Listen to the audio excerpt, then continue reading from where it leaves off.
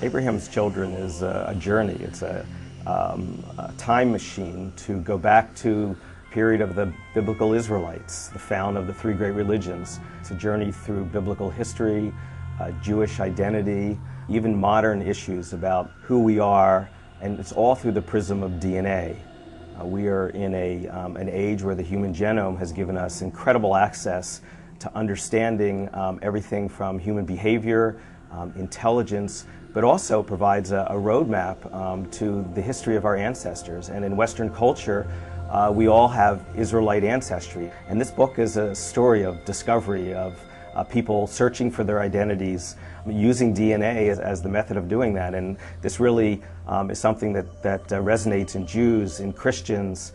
It does address the age-old Jewish question, who is a Jew? But it's really a question for all of us, because this is a shared legacy of everyone today.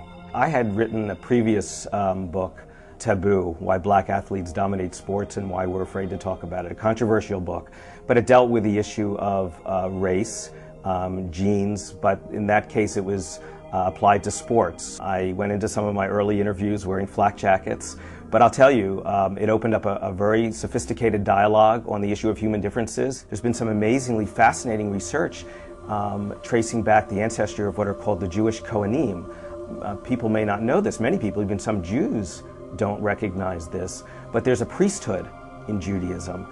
Jews actually had a priestly class when the temple was in existence in Israel, but everyone who has the name Cohen, Cohen means priest.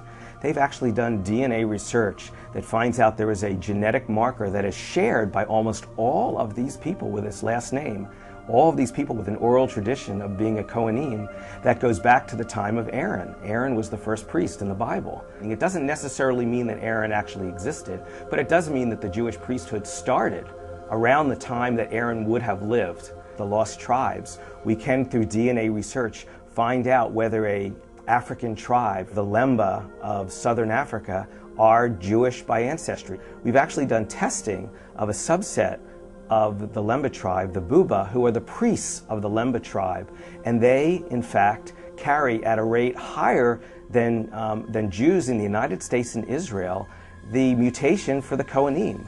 These are clearly descendants of Semites, no question, almost certainly descendants of Israelites, Jews, from the 1st century, who came down by boat from Yemen, settled in what is now Zimbabwe, probably built the greatest architectural marvel in Africa, the Great Zimbabwe, creating a great racial controversy because that had always been considered a purely African architectural success story, the only one in Africa. It now appears to have been built by descendants of Jews. Again, quite a racial issue in some corners.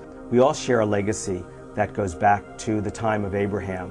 And in a fascinating way, DNA offers a prism, a way to transport ourselves back to everything from creation to the time of Abraham, to Moses, the story of the lost tribes, and begin to understand how this legacy unfolded, how our shared ancestry shows up in our genes, and what impact does it have in our lives today.